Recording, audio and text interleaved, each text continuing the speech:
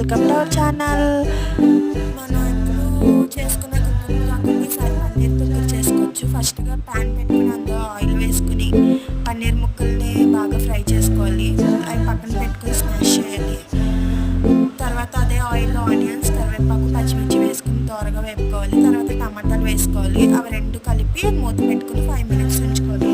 తర్వాత మూత తీసుకున్న తర్వాత కొంచెం వేగు ఉంటాయి కదా, అందులో పన్నీర్ ముక్కలు వేసుకుని బాగా ఫ్రై చేసుకోవాలి. మళ్ళీ మూత పెట్టి ఒక 10 minutes, ఒక 5 minutes ఉంచి పన్నీర్ ముక్కలు వేసుకోవాలి. పన్నీర్ కూడా అలా కలుపుకొని మూత పెట్టుకుని ఒక 5 minutes ఉంచుకొని తర్వాత మళ్ళీ మూత తీసి చిల్లీ పౌడర్,